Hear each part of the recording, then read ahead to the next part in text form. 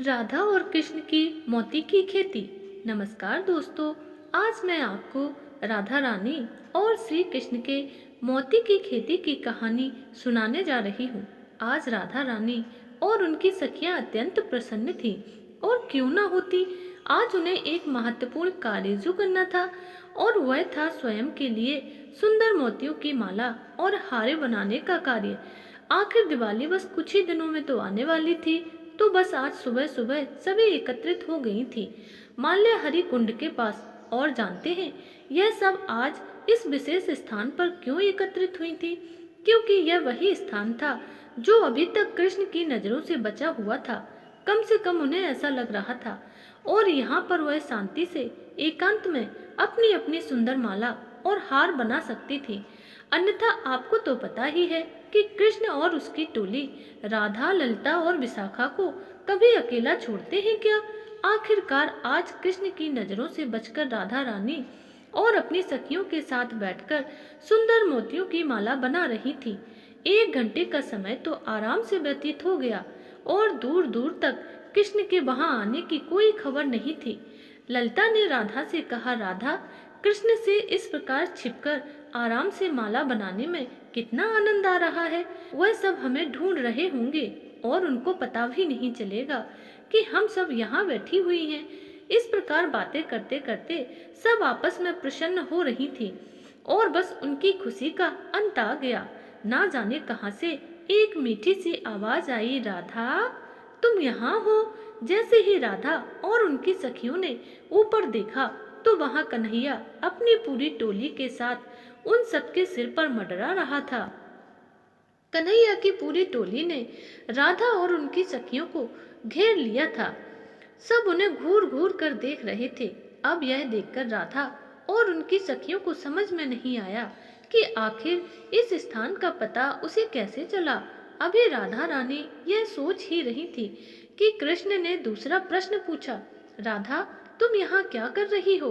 तो राधा रानी ने एकदम साधारण भाव से कहा, कुछ नहीं, यह थोड़े मोती पड़े हुए थे मेरे पास, तो बस मैं उसी की माला बना रही हूँ। कृष्ण ने थोड़ा और पास आकर देखा तो उसके चेहरे पर एक बड़ी सी मुस्कान आ गई।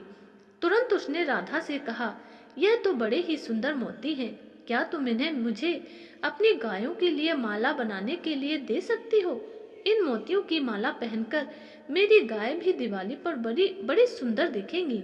जैसे ही राधा रानी और उनकी सखियों ने यह सुना तो उनके चेहरे पर क्रोध की ज्वाला फूटने लगी। इतने कीमती मोती और वह भी गायों को पहनाने के लिए? ललिता ने तुरंत कृष्ण को डांटते हुए कहा, कृष्ण, जाओ यहाँ से, हमारे पास बहुत कार्य है, हम अपने मोती तुम्हें नहीं दे सकते। यह सुनकर कृष्ण को बड़ा दुख हुआ। हर बार तो वह उनसे छीना झपटी करके चीज लेकर भाग जाते थे, लेकिन इस बार उनका चेहरा उदास हो गया था। उसने कुछ नहीं कहा और चुपचाप वहां से चला गया।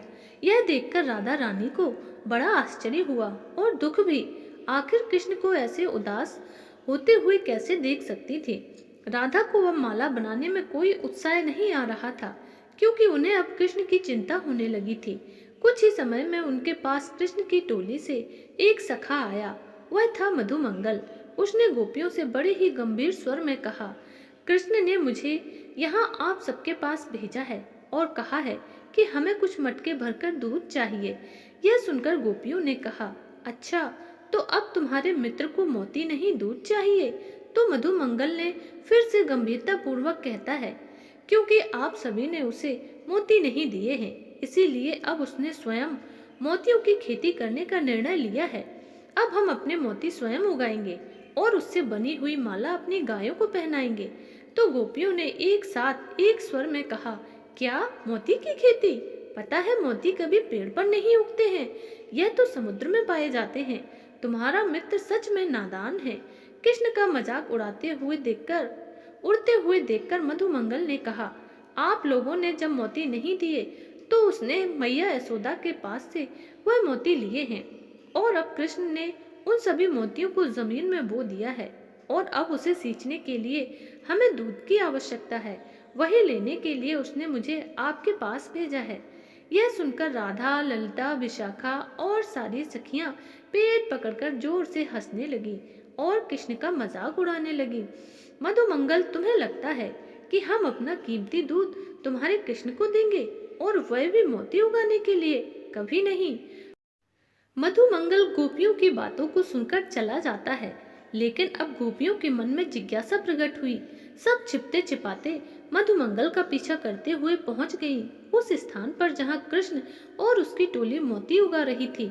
मधुमंगल ने जब कृष्ण से कहा कि राधा रानी और अन्य गोपियों ने उसे दूध देने से मना कर दिया है, तो कृष्ण ने क्रोध में आकर के जमीन पर पैर पटका और कहा, कोई बात नहीं, यह सभी गोपियां बाद में पछताएंगी जब हमारे मोती उग जाएंगे। ना तो फिर तुम देखना, इन सबको अपने इस अभिमान पर प्रायश्चित करना पड़ेगा। कोई बात नहीं, हम मैया यशोदा से ही दूध मांग कर आते हैं। यह कहकर कन्हैया और उसकी टोली पहुंच गई मैया यशोदा के पास। मैया यशोदा के पास से वे सब बड़े बड़े मटके भरकर दूध ले आए और जहां मोती बोए थे उस जमीन को सींचने लगे। कृष्ण और उसके मित्र प्रतिदिन आकर इस जमीन को दूध से सींचते रहे।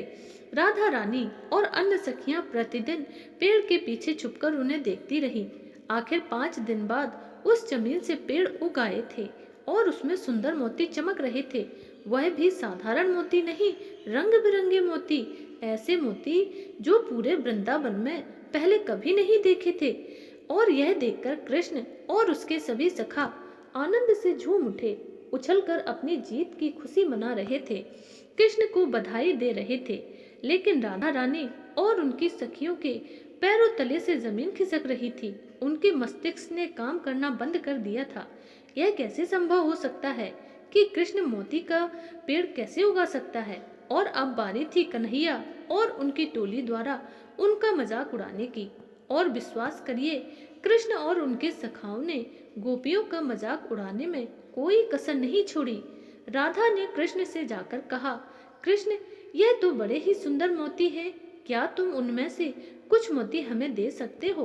अब राधा रानी ने जल्दी जल्दी में यह बोल तो दिया, लेकिन बाद में उन्हें कृष्ण का जवाब सुनकर अफसोस हुआ कि आखिर उन्होंने कृष्ण से यह मोती मांगे ही क्यों। नहीं राधा, नहीं, यह मोती मैंने अपनी गायों के लिए उगाए हैं, और उनकी मालाएं बनने के बाद भी अगर यह मोती बच जाएंगे तो मैं उसे मोर और बंदर मित्रों को दे दूंगा, लेकिन क्षमा करना, मैं तुम्हें मोती नहीं दूंगा। राधा रानी ने यह सुना तो अब क्रोध आया और उन्होंने कहा, ठीक है, रखो अपने मोती अपने पास, मैं अपने मोती स्वयं उगा लूंगी। राधा रानी जाने लगी तो पीछे से कृष्ण की टोली उनका मजाक उड़ाते हुए जोर जोर से हंसने लगी। आखिर राधा रानी और गोपियों ने भी ठान लिया था कि वह भी कृष्ण की तरह ही मोतियों की खेती करेंगी। मूल्यवान मोती लेकर आई, उन्हें सावधानी पूर्वक जमीन जोतकर बो दिए। उन्होंने सोचा कि अगर कृष्ण दूध से ऐसे सुंदर मोती उगा सकता है तो हमारे पास तो हाथों से बना हुआ ताजा मक्खन और घी है, हम उससे अपने मोतियों के पौधों को सींचेंगे। सब ने भी अपनी अपनी पूरी मेहनत लगा दी मोतियों की खेती करने में। उस जगह पर कुछ पेड़ निकल आए। राधा रानी और सभी सखियां देखकर अत्यंत प्रसन्न हो गईं। आखिर उनकी मेहनत सफल हुई और उन्होंने भी कृष्ण की तरह मोती उगा लिए। जब कृष्ण की टोली ने इन सभी लड़कियों की खुशी से झूमती हुई आवाज सुनी तो कृष्ण के साथ सभी वहां आ गए। कृष्ण ने पास आकर उन पेड़ों को ध्यान से देखा और फिर जोर से सबको सुनाते हुए कहा, मित्रों, यहाँ मोती नहीं, जंगली जहरीले पौधे वाले बीज निकल आए हैं। यह सुनकर कृष्ण के सभी मित्र भी जोर जोर से हंसने लगे। आखिर राधा रानी और उनकी सखियों की हार हो चुकी थी। गोपियां बड़ी उदास हो गईं। उन्होंने भी पास जाकर देखा तो सच में उन पेड़ों पर मोती के स्थान पर जंगली जहरीले गुंजा के लाल रंग के बीज उगे हुए थे। ऐसे बीज थे जो गलती से भी कोई खा ले तो उसके पूरे शरीर में जहर फैल जाए। यह देखकर राधा रानी और सभी गोपियां बड़ी उदास हो गईं। उनकी स्थिति किसी को भी मुँह दिखाने लायक नहीं थी। और आखिरकार दिवाली का दिन आ गया। श्री कृष्ण ने अपनी सभी गायों को सुंदर मोतियों की माला से सजाया हुआ था। उसके साथ साथ उसने मोर बंदर को सजाया था। सभी लोग अपने अपनी सुंदर मालाओं में अत्यंत मनोहर लग रहे थे। राधा रानी यह सब सोच रही थी कि उन्होंने सामने से कृष्ण आते हुए दिखाई दिए, लेकिन आश्चर्य की बात यह थी कि उसने एक भी मोती की माला नहीं पहनी हुई थी। जानते हैं क्यों? क्योंकि उसने लाल रंग के गुंजा के बीज से बनी हुई माला पहनी थी, जो राधा रानी और गोपियों ने उगाए थे। यह देखकर राधा रानी का हृदय एक क्षण के लिए रुक गया।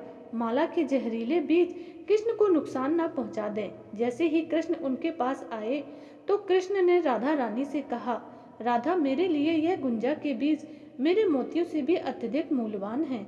जानती हो क्यों? क्योंकि यह तुमने और अन्य गोपियों ने अपने प्रेम और परिश्रम से उगाए थे। इसीलिए अब से मैं इसी गुंजा की माला धारण करूंगा। इतना कहकर के कृष्ण ने राधा रानी के हाथ में एक सुंदर डिब्बा पकड़ाया। वह लाल रंग के मखमली कपड़े से लिपटा हुआ था और उस डब्बे के ऊपर राधा रानी का नाम अंकित था। वह डब्बा को देखने में इतना सुंदर था कि राधा रानी उसे देखकर अत्यंत प्रसन्न हो गईं, और जैसे ही उन्होंने उसे खोलकर देखा तो उसके अंदर कृष्ण द्वारा उगाए गए मोतियों से बना हुआ अत्यंत सुंदर मूल्यवान हार था। यह देखकर राधा रानी की आंखों से अश्रु प्रवाहित होने लगे। कृष्ण ने उनकी आंखों में देखकर इशारे से ही उसे पहनने के लिए कहा। जब राधा रानी ने कृष्ण द्वारा दिए गए उस हार को पहना तो कृष्ण की आंखों में संतुष्टि की चमक थी और राधा रानी की आंखों में प्रेम के आंसू। ऐसे हैं हमारे कृष्ण और उनकी सर्वाधिक प्रिय राधा रानी। दोस्तों, हमें विश्वास है कि इस कथा ने आपके मन को आनंदित जरूर किया होगा। अगर यह कथा आपको पसंद आई हो तो प्लीज़ लाइक और कमेंट जरूर कर देना और चैनल को सब्सक्राइब भी कर देना। धन्यवाद।